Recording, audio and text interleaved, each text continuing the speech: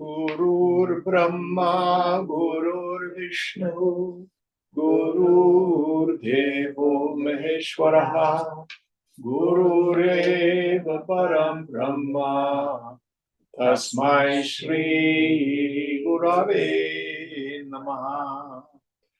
Chinmayam Vyapyat Sarvam Trailokyam Sacharacharam Tat Padam Darshitam Yena Tasmai Sri Gurave Namaha.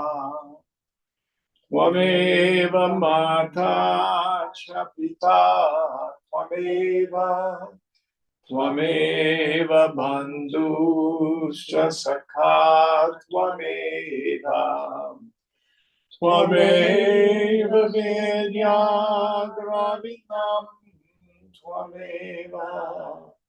Twameva Sarvam Mama Deva Deva Twameva Sarvam Mama Deva Deva.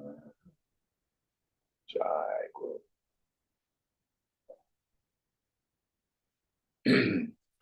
Om Bhadram Karne Vishnuyama Devaha Bhadram Pashe Makshabhirya Jatraha Sthiraya Rangayishtushtuvagun Sastanubihi Vyashema Devahitam Yadayu Swasti na Indro Vridhashravaha Swasti na Pusha Vishwaveda Swasti nastarksho arishtanemi Swasti no brahaspatir datatu Om Shanti Shanti Shanti.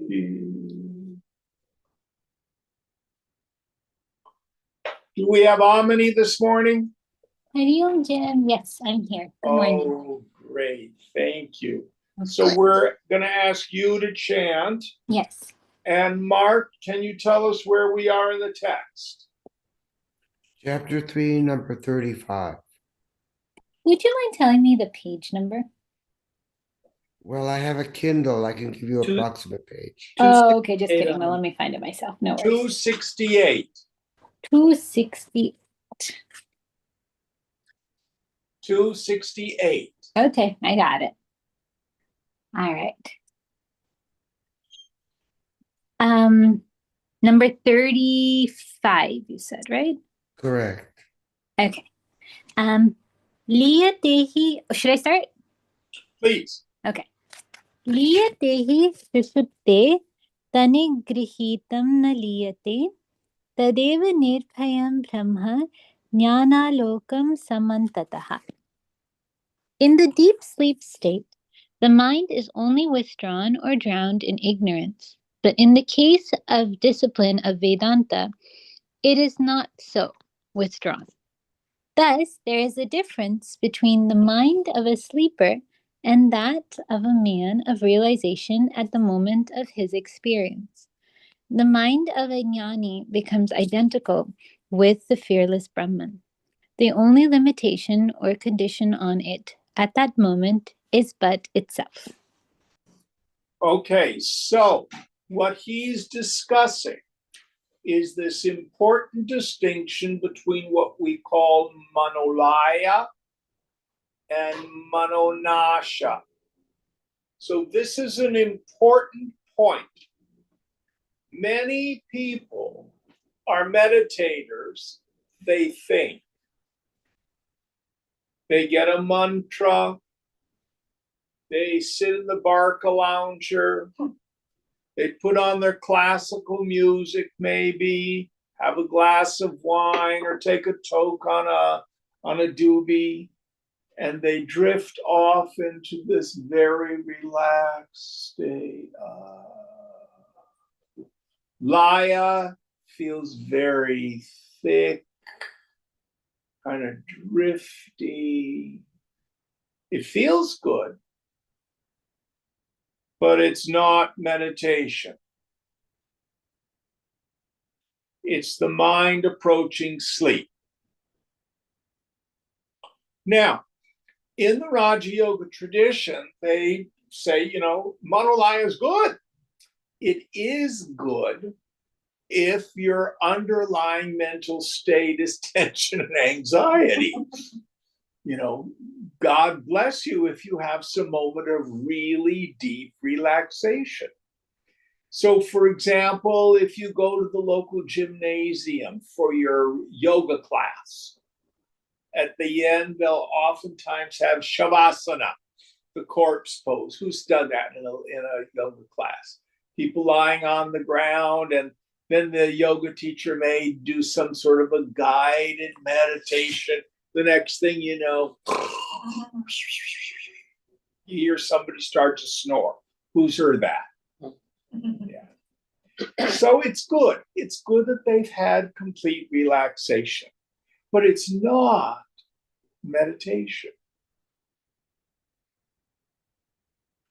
The mind at meditation is silent, but vigilant and alert. I was talking with my stepsister this morning. We chat Saturday mornings usually. And there's a neighborhood cat named Nitschke that's adopted them because she feeds them, of course. Big, huge, fat cat. So they're out in their backyard. They have a lovely swimming pool, and there's a lot of nature where they live. So Nitschke, the cat, was out there, and all of a sudden, Tammy, my sister, saw, oh gosh, the cat's stalking something. Cat becomes very still. It's very low to the ground. Totally attentive. Just before it pounces. Luckily, she saved the baby squirrel. That is much closer to the mind at meditation.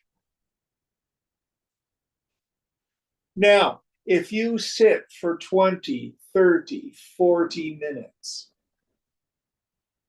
and you have moments of real quiescence, you're doing very well.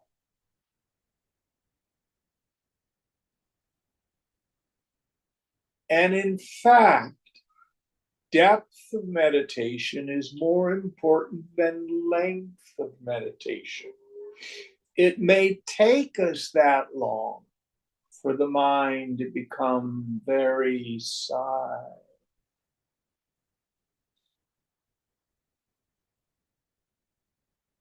But the insight that Gaudapada is talking about takes place in the waking state. It's when the frequency and volume of the flow of thought reduces. For many of us, we think the flow of thought is constant. The noise rises and falls, but it's always going on.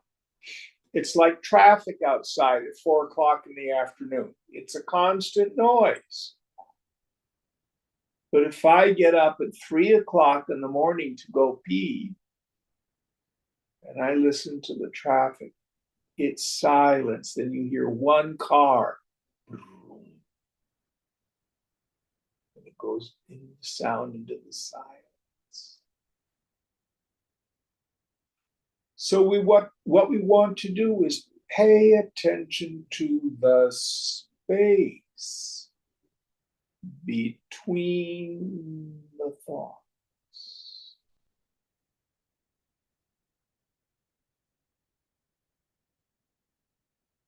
In that space, that gap between the thoughts. Again, with the attentive faculty introverted, with the mind, as it were, turned back on its source. So we notice what's happening. When the thoughting stops,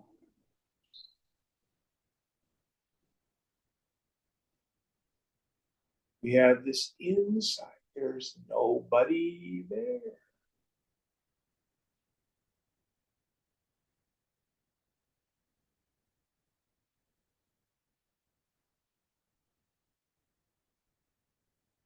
And then our understanding and our experience come together at the same time. And at the moment of realization, the insight is not, oh, I'm a realized person. I should get a jeweled turban now. I should change my name to Beyond Ananda. No. I see that the whole sense of being a person just it falls, it's gone.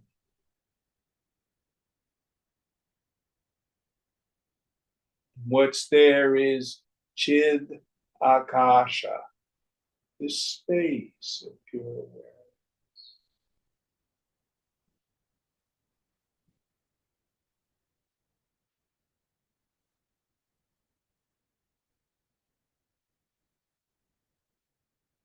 There's a very famous Zen koan, a bell ringing in an empty sky.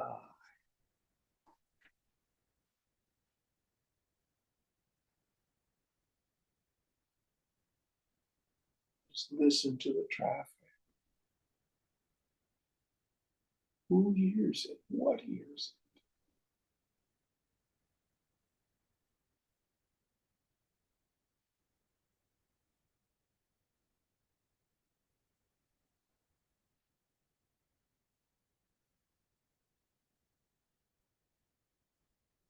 And when the thoughting stops,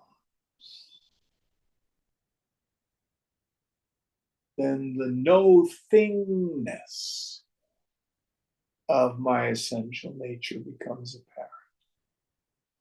I haven't created it, I haven't achieved it, I haven't attained it, I haven't become it, I haven't merged into it. It's always there. But because of the vimarsha, the deliberation of the mind, because of the vikalpa, the flow of thoughting, it's not apparent to me.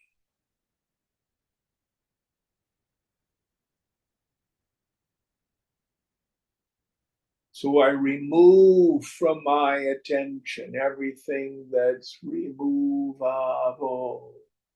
all the objects, all the emotions, all the thoughts.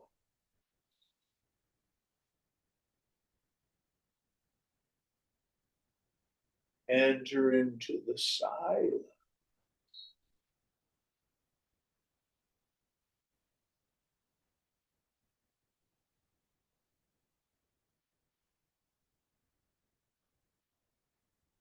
And what's there?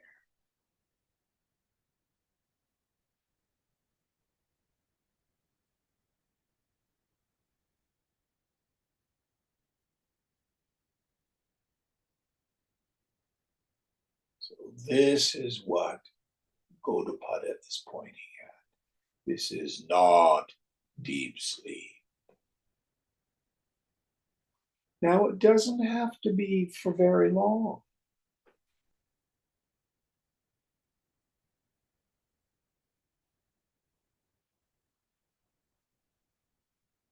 Some people go into samadhi from the outside, extremely long periods of time, hours, days.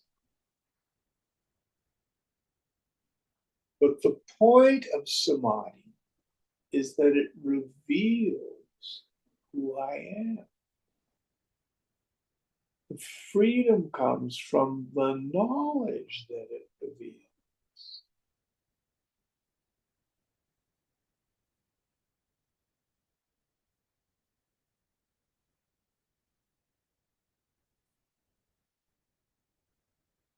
Any thoughts on this?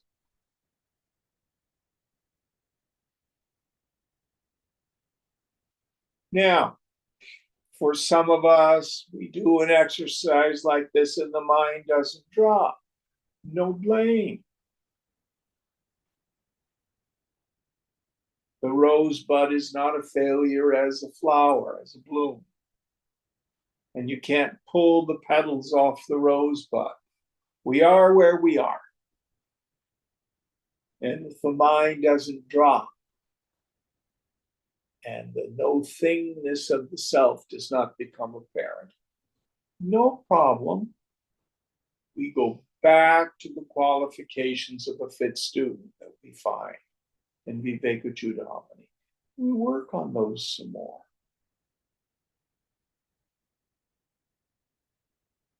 Purify the inner equipment.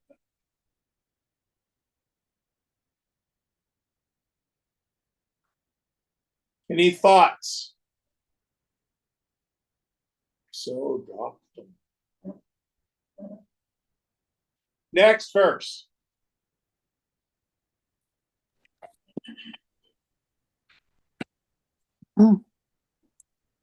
Ajam anidram aswapnam anamakam arupakam sakrid vibhatam sarvagnyam nopachara katanchana. The Brahman is birthless, sleepless, dreamless, and without name and form, ever effulgent, omniscient. Nothing has to be ritualistically done in any way at the altars of Brahman. So let's take each one of these ideas. Now, this is what we call a meditation verse. In the literature, we have two kinds of meditation verses. We've got those that say what it's not, and those that point to what it is. So let's look at these various ideas. Now, the thing to understand is if we take the self, Brahman, I am Atma Brahma, this self is Brahman, and we externalize it as an idea. What do you think about the self? Well, this is what I think about the self. Well, what do you think about the self? As if it's kind of like hovering out there, does nothing to free us. What we have to do is take each one of these ideas, then sit in meditation and have this radical reversal of our attention and see whether or not it's true about you. So what's the first idea, Amini? Ajam, birthless. Yeah. Can you find a beginning of you? Well, yeah, I was born in 1948. That's when I began. Oh, and you remember that? Who here remembers their birth? Now listen carefully. Memory or the lack of it is no proof of continued existence. Today is what, the 10th of May? What were you doing on the 10th of May 10 years ago? Anybody know? Did you cease to exist because you don't remember it? No. I don't know what I did a week ago. But I did not cease to exist. So memory or the lack of it is not a valid test of existence.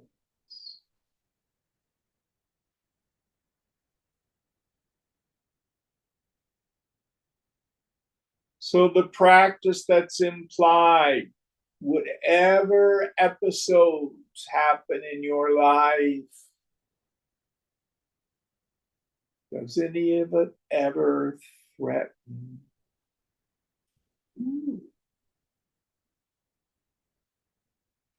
Oh, I've lost all my money.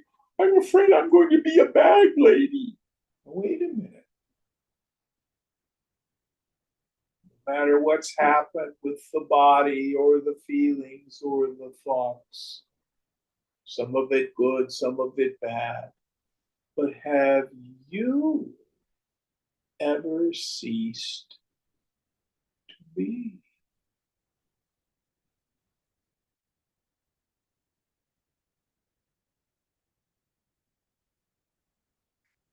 And in fact, the self is outside of time. We have these two words, nityam, which means eternal, and sanatanam or puranam, which means ancient. Self is both. It's ancient, meaning really, really old. Lifetimes. You have been you.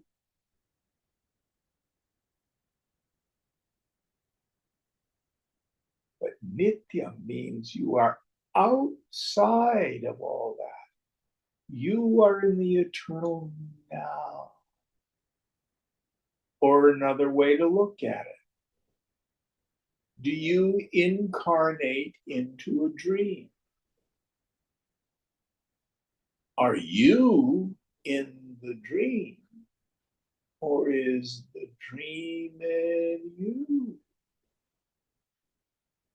Well, when I'm dreaming, it feels like I'm in that dream body having that dream experience, doesn't it? But upon awakening, I see it was just something my mind projected. I am not in the dream. I do not incarnate into the dream. I'm not born into the dream. The dream is in me. So you are aja, unborn. Next idea. Anidram, sleepless. Yes. So this used to be very funny. Swamiji would talk about sleepless. Oh, Swamiji, poor Swamiji, he never sleeps.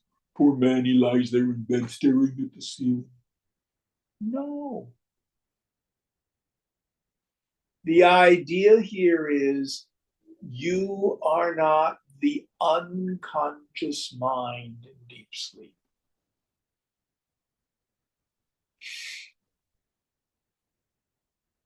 Two ways to talk about this. First is what we call the law of memory. The rememberer and the experiencer must be the same entity. Who here slept well last night? So you woke up in the morning and you, first of all, did not have any notion that you slept well while you were sleeping. It's when you woke up, oh, I slept so soundly, whole night through, don't remember a thing, right? Yes? Yes. Who here got up in the middle of the night because they had to go pee? Did you not know it? So it's like the difference of seeing darkness as opposed to being blind. If it were at night and we had a power outage outside, couldn't see a thing, you are not blind, you are seeing darkness. And if I say, oh, somebody light a candle, you light a candle, immediately you see it. Another way to look at it, you look around the room, your eyeballs, your eyes see the stuff in the room. Now close your eyes. You are not blind. You are seeing the back of your eyelids, which occlude your capacity to see the room. Open your eyes. It's called waking up. Close your eyes. It's called being asleep.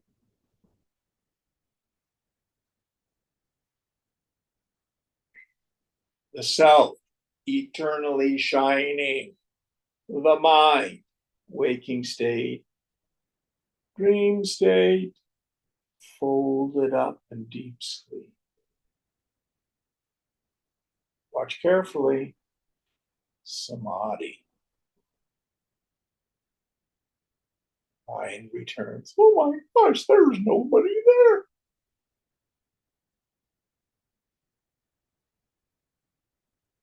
You are the knower of deep sleep. Next idea. Jim, can I ask a favor? Please. Can you do that hand thingy again? I was thinking about it the other day and I was just closing my eyes while you did it. Right hand here is like the self, eternally shining. Left hand is like the mind. Down is like waking state. Up is like deep sleep, or dream state. Folded up is deep sleep. Take the hand away, that's like samadhi. Okay, got it. Mind comes back. Mind is then reconditioned by that experience. Got it. And there are people where there is no more mind, right? Like the mind dissolves. What do we mean by manonasha, the dissolution of the mind? It doesn't mean an enfeeblement. It's not like they're, doesn't mean that. Yeah. Now in samadhi, you're gone. But the mind returns from the samadhi. Right. When we say the mind is gone, we mean the personal sense of self is gone. The belief that the world is concrete and real and separate from me, and inherently joy-giving or misery-producing, and that I am caught in the tyranny of struggle. I'll be happy when, it'll be better if. Those three ideas are the mind, as the scriptures talk about it. When we say the mind is gone, the destruction of the mind, it means there's no longer any of how am I doing? Am I okay? What do they think of me? I'll be happy when I get a this, that, or the other thing, and I'll never, and I've got to change everybody and everything. All that nonsense. Right. Gone. Right. But it doesn't mean the thought is gone. Right. Yeah, I guess. Make it clearer? Yeah. So what I was trying to clarify is, when people talk about like sahaja samadhi and they say the mind has dissolved into the self, right? Yeah. I guess it's those three things are no longer there. There's no longer a personal sense of self. Yeah. Got it. Yeah. Okay. All right. Thank you. That's helpful. I can do the next idea. Yes. It's aswapnam, dreamless. Yes. So here when we mean by dream, the projection of the mind, creating a phenomenal world that it takes as real. Doesn't mean that the jnani doesn't dream anymore at night. What is the essence of a dream? In the dream state, I have a dream body and a dream ego identified with it. And I have some circumstance. I'm trying to get here or get away from there. I'm having this really exciting experience. Whatever it is, it's not real. And when I wake up, I know it's not real. So for the person of steady wisdom, they see the same world as you and I, but they do not take it as real. Brahma Satyam Jagan Nitya.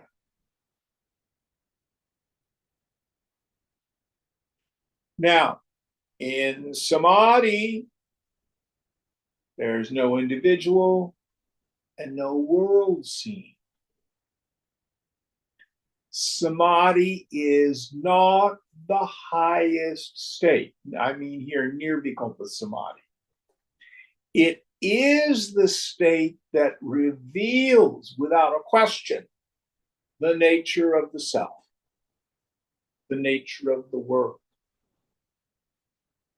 But the woman of steady wisdom has what we call sahaja samadhi. Wasn't that the word you used? Yes, Jim. Yeah. That means you function in the world, but you have the direct experience. There's no personal sense of self. And the world comes about like a hologram, seen but not real.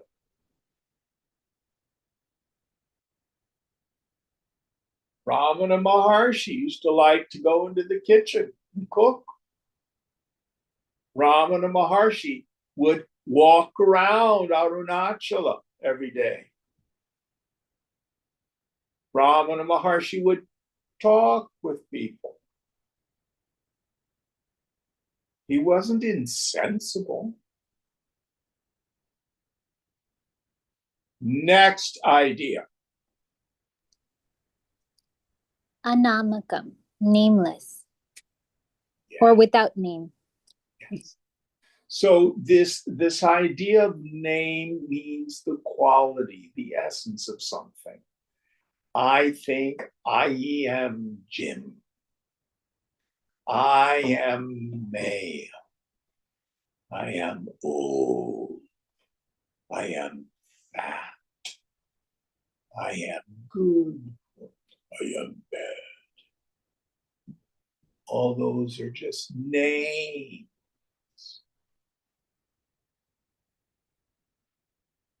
The self is nirupaham, without a form, therefore without a name.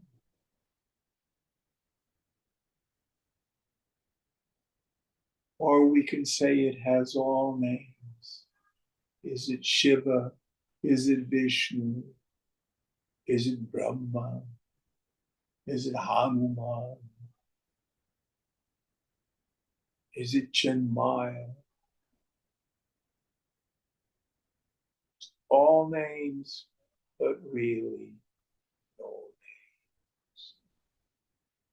So language always falls short.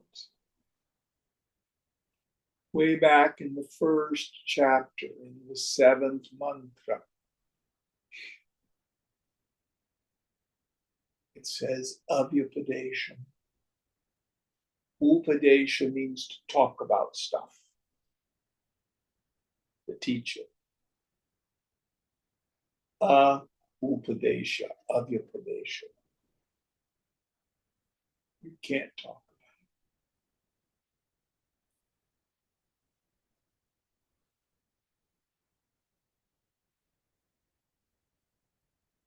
But it can be known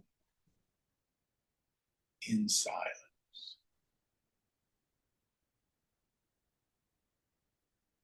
Next idea. Arupakam, without form. Yes, same idea. No name, no form. So if it has a beginning and an end, if it occurs in time and space, if it has a quality or characteristic, if it's some mind state, that isn't it. Oh, I went on an ayahuasca retreat. And we all merged with everything. I have seen ultimate reality. Really? Where are you now? Oh, I'm just in my ordinary mind, back to my ordinary life. And who knows your ordinary mind and your ordinary life? I do. That's yourself. When the walls were breathing and your hand melted into them, who is aware of all that? I was. That's yourself.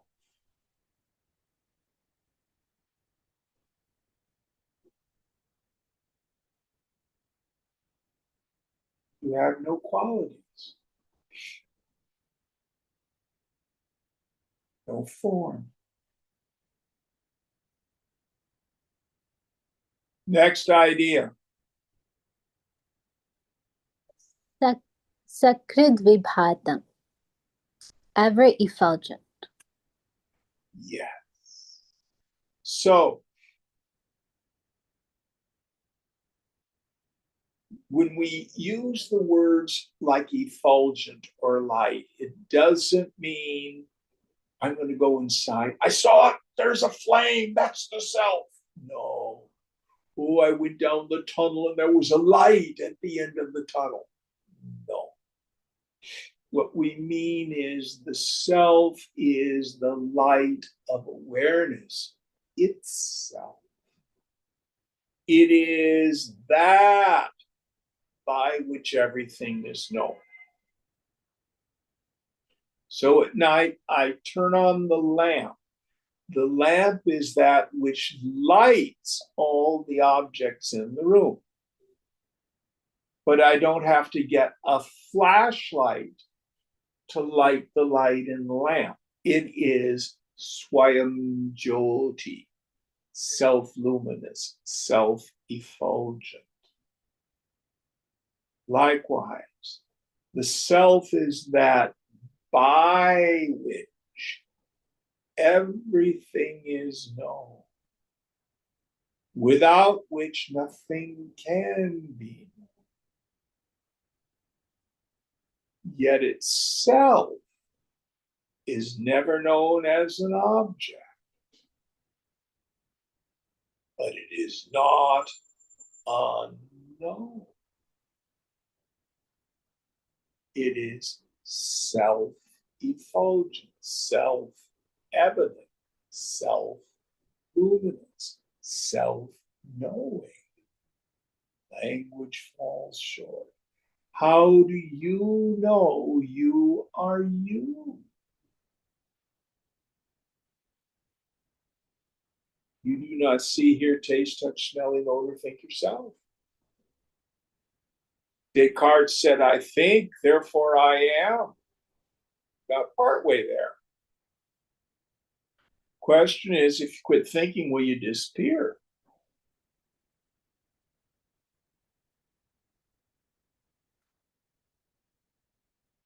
I'm the knower of the thoughts and the absence of thought.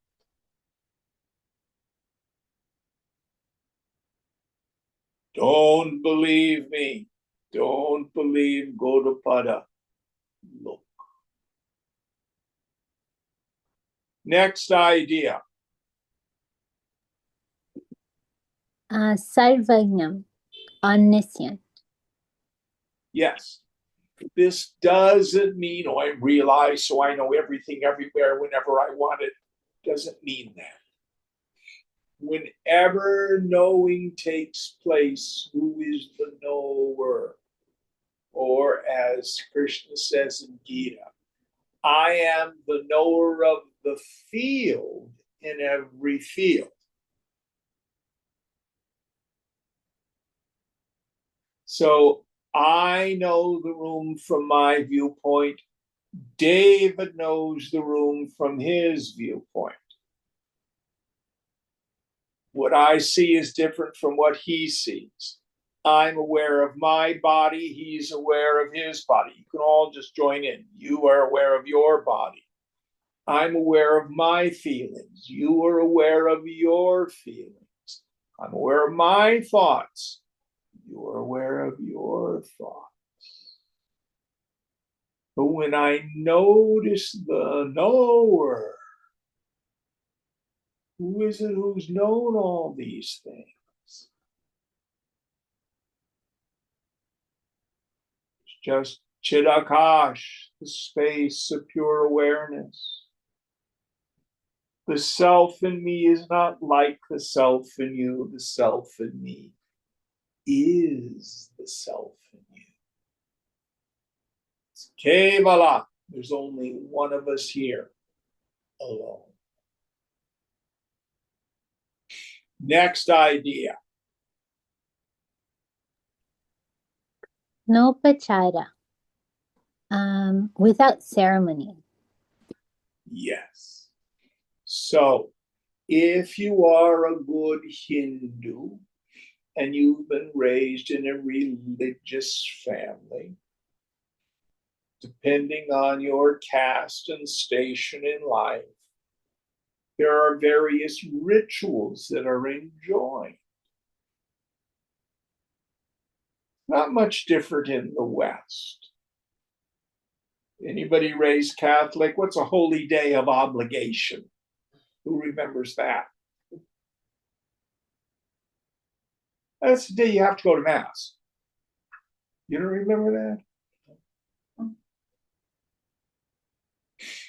Rituals that the religions tell us we need to do to accrue merit, punya, and expiate sin.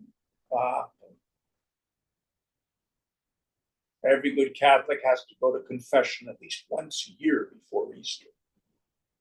Rituals. Same in Hinduism. Many people do puja in the morning. If you're a Brahmin, you may do yajna, homa, this sort of thing. But here, the self is beyond all ritual. The self cannot be propitiated through ritual. One ritual, maybe, that is useful is parama prema. What's prema? Amani, tell us what prema is. It's love. Yes. Supreme love of your own self. Psychotherapists always say you need to learn to love yourself. Oh, if only people would. This doesn't mean bubble bath. Doesn't mean getting a massage. Nothing wrong with that. Can your mind revel in the self? Do you have Brahmananda Rasa Swad? Swad means to taste. Rasa means juice. Can you taste the juice of the bliss of Brahman?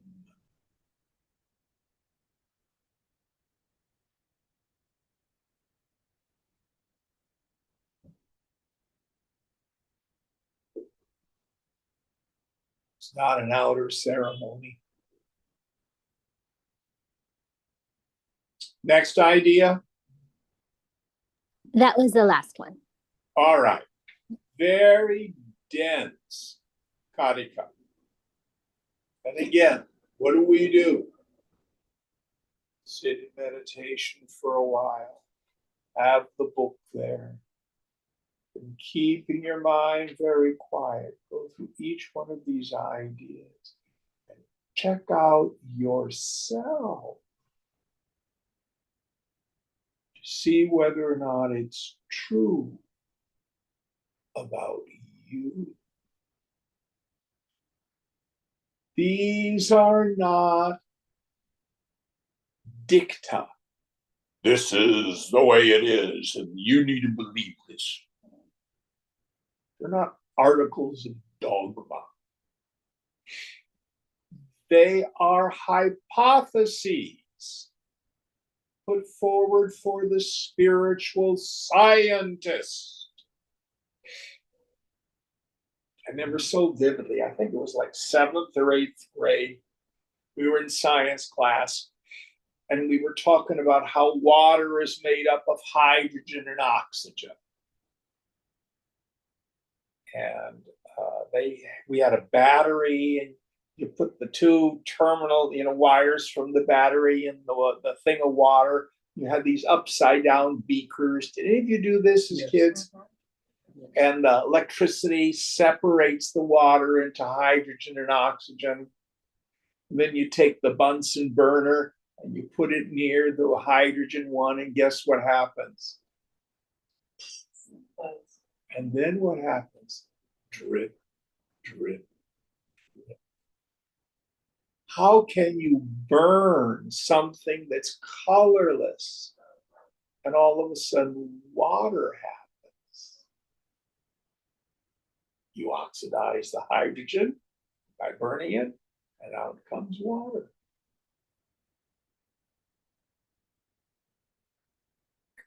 Impossible. How could that happen? At first, it didn't seem logical, but they gave us a hypothesis and said, perform the experiment, see what happens. Did we burn the oxygen one? I can't remember which one we burned. Anyway, you get the idea.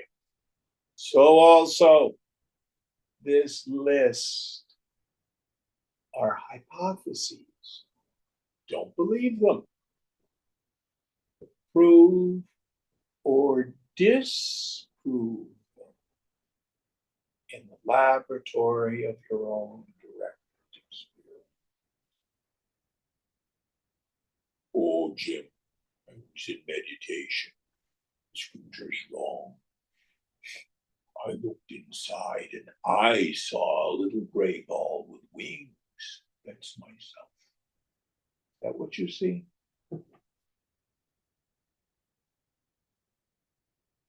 The guru would say, oh, really?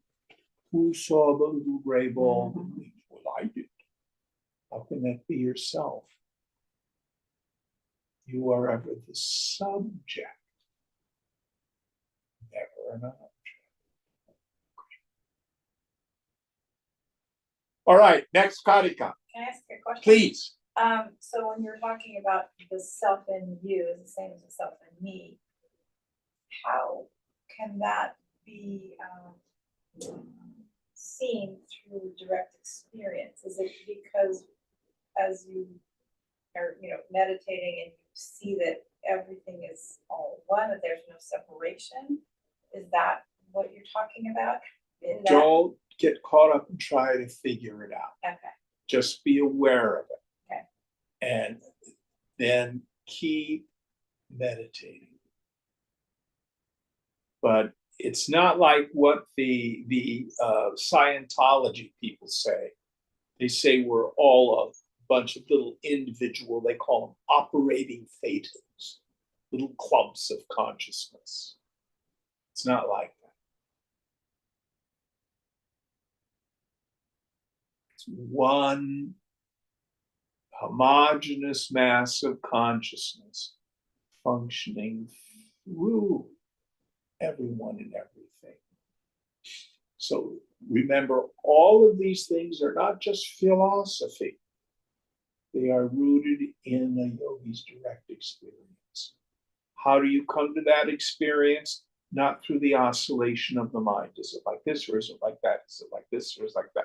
I want to figure it out. I want to understand it. See the idea, place it on the shelf, and keep meditating and keep practicing your vairagya. Let's review the definition of vairagya. That desire to give up attachment to all experiences gained through the senses. And that desire to let go of any personal sense of self. Just drop it. Raga is what holds the ego into place, makes me feel like a person. The vairagya is when I let go of that stuff. Is that useful? Yeah, thank you. Very good question.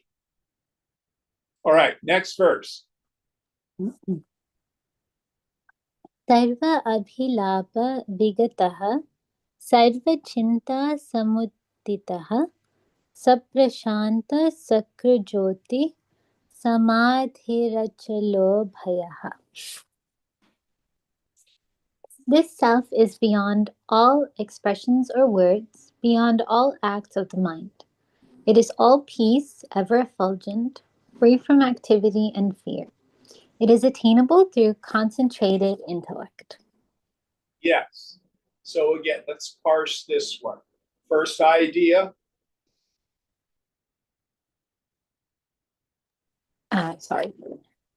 It is Sarva Abhilapa, beyond all expressions or words.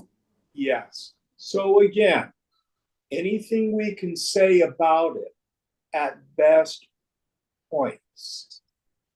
It does not define. Don't get caught up in the words. It's funny, you can go on Facebook or social media and you can see people having non-dual data wars. You know, this is what I think about non-dualism. No, you're all wrong. It's this way, it's that way, it's this way. It's nonsense. Beyond words. The words can be useful only if they point us towards myself. Next idea. Sarva Chinta Samuditaha, free from all acts of the mind or internal worries. Yes. So you chinta, you can't figure it out. If I'm not getting the direct insight, put the idea on the shelf and continue to do more practice. Let me give you a very clear real life explanation. So Wendy had shared this. Now you went through Viveka Chudamani the first time. How long ago? 5 years, maybe? I think 7 years. 7 years. Yeah. And you got a lot out of it. Mm-hmm. And then you took it again. How long ago? 2 years. 2 years. And did they change the book? It seemed like they did. What happened? I changed. But what was your experience of the scripture second time through? It was more relatable, more the direct experience of my day-to-day. But what changed? I don't know. Your mind. Yeah. Oh, yeah. Your mind changed. Your mind was more shuddha, purer. Yeah. Yes. Less Wendy. And therefore you could see and understand more.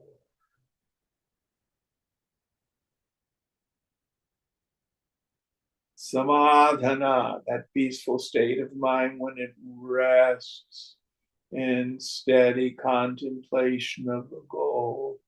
And it is not to be achieved through any oscillation of the mind.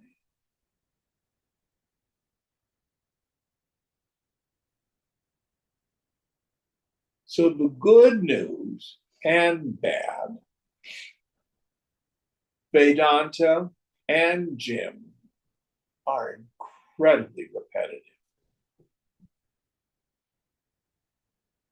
Same idea will come around again and again and again. But as we become subtler, all of a sudden a concept that was very difficult will land, resonate with our direct experience. So what do? If, like your idea of, I don't know that I get that the self is the same in every person, it's only one. It's not your experience yet. No blame. The idea on the shelf, continue to do. Practice. It's not figure outable. Making sense? Mhm. And that's with all these ideas. All right, next one. Suprashantaha. All peace or totally tranquil. Yes. So physical pain gets as far as my body. Emotional upset gets as far as my mind. Doubt gets as far as my intellect. The self in me is still.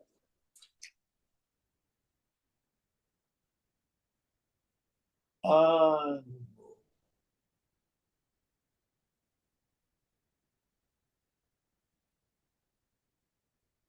And when I drop the world and let the mind come home to the self,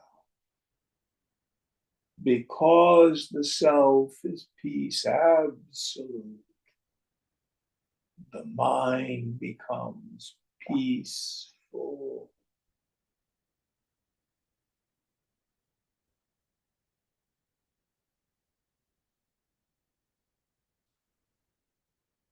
When all our strivings cease.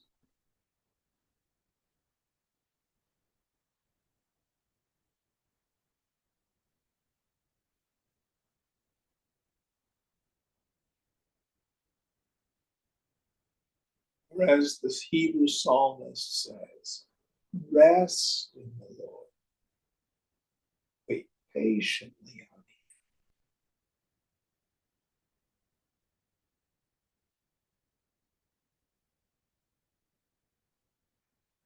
Next idea. Sakrit Jyotihi. Ever effulgent. Talked about that same idea in the prior Karika, so we don't need to go into it again. Next idea.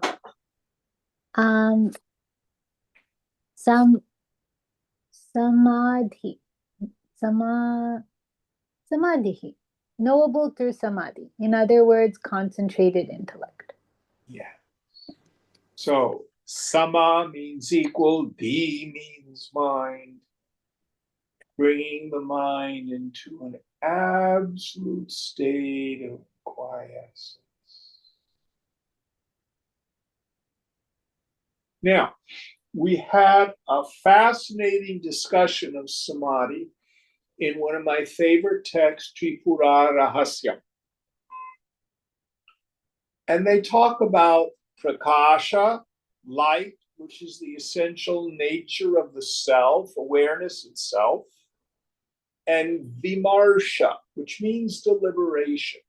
So the mind is the light of the self plus the deliberating mind. That's what it is. Anytime the mind is free from thoughting, from vimarsha, that's technically samadhi. And people are experiencing it all the time. We get words like, where did you go? Oh, I was spacing out.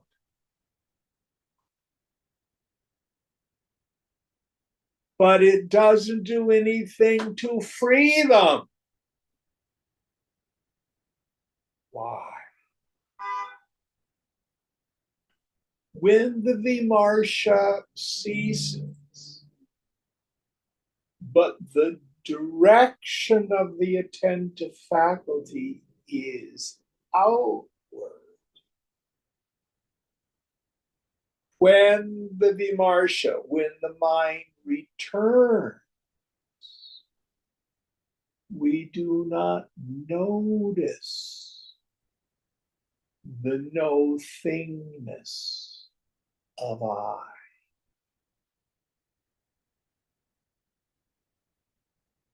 So it's not just the cessation of the vimarsha, the deliberation. First of all, we have to have understanding, paroksha jnana. Got to know what it is we're trying to look for. And then at these moments of quiescence, I talk about the attentive faculty being introverted, when the light of the mind is turned back upon its source. Language again falls short. When there are these gaps, when the mind returns, you notice, oh, there's nobody there.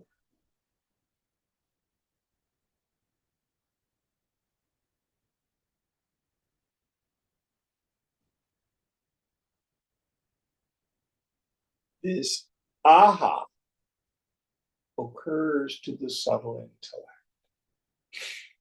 The buddhi is another name for the subtle intellect, becomes buddha, Buddha, which literally means awake.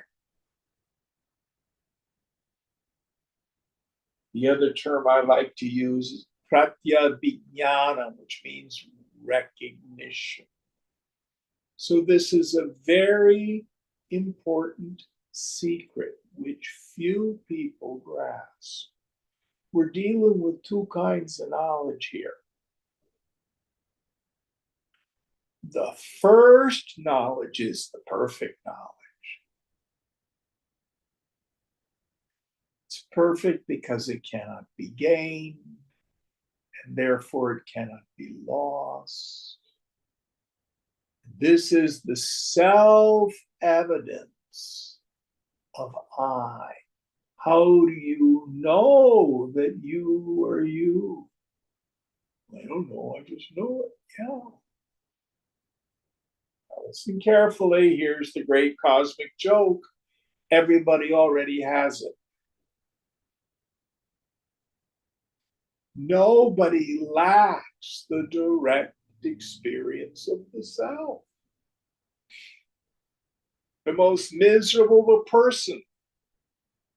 How are you doing? Oh, I'm so miserable. My life is a wreck. I'm so sorry. By the way, do you exist? Well, of course I exist. What's your existence like? Suffering. Do you have an hour so I can tell you about it? Oh, so you know you're suffering? Of course I know my suffering. I am. I know. Nobody lacks that.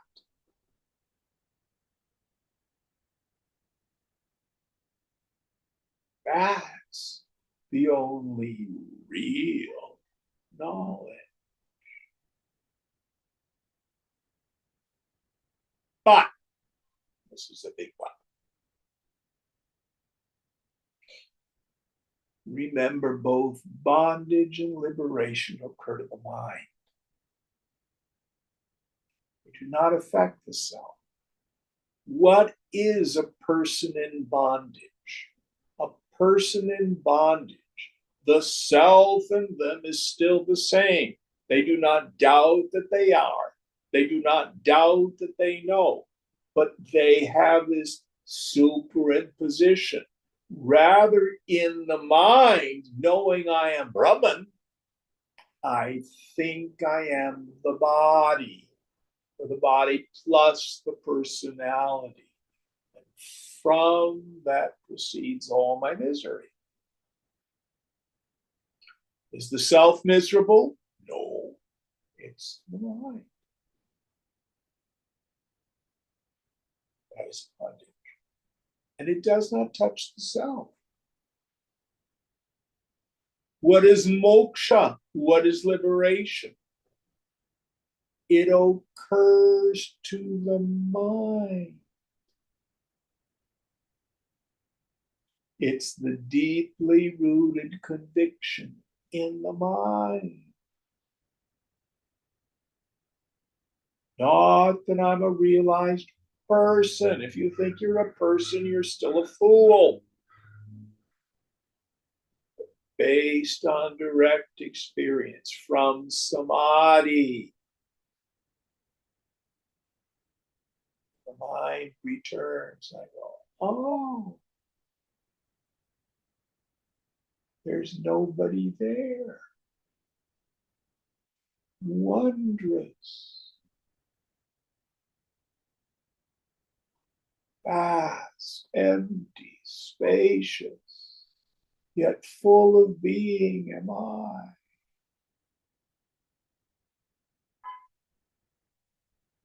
The source of all blessings.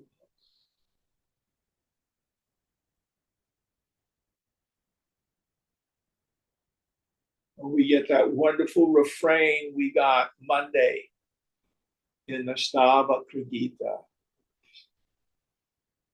Aho namo my no.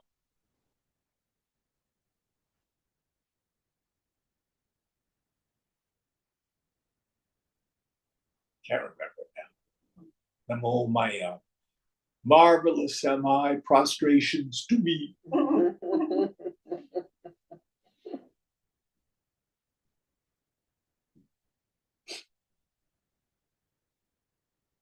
Yes. Aho mayo namo Maya. That's what it is.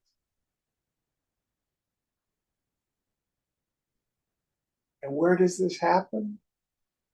In the mind.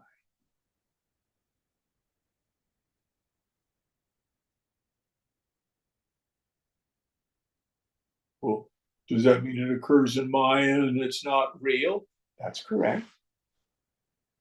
But that doesn't mean it's not important and powerful. It does us no good to blather. My misery isn't real. My misery isn't real. My misery isn't real. That's just stupid.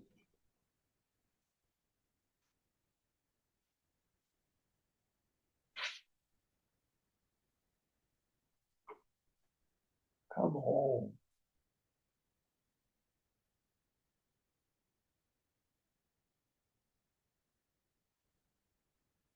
Drown the mind. The self.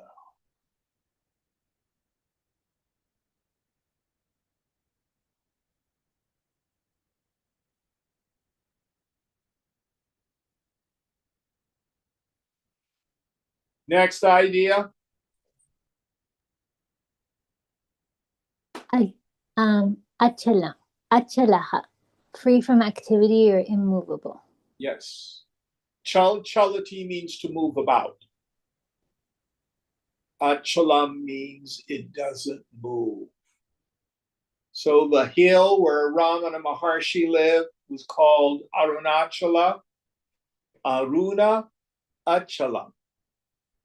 Aruna means the pre-sunrise, the pre-dawn gloaming. That beautiful light first thing in the morning. Achalam means it never moves. So you go nowhere, the whole world passes in front of you. Next idea. Abhayaha, fearless. Abhayaha, no fear, yes. So two ways to look at it. Fear is a mind state, it never touches me. F-E-A-R.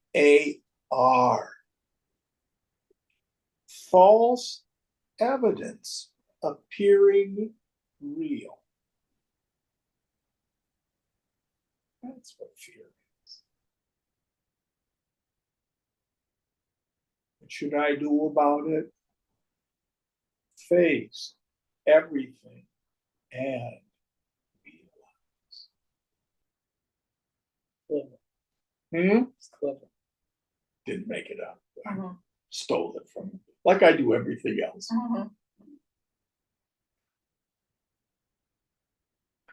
Nothing will ever harm you because nothing ever touches you.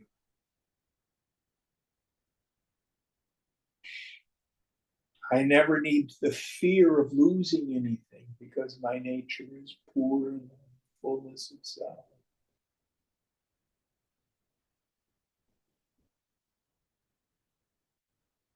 Next idea. That was the last one, Jim. All right, perfect place to stop.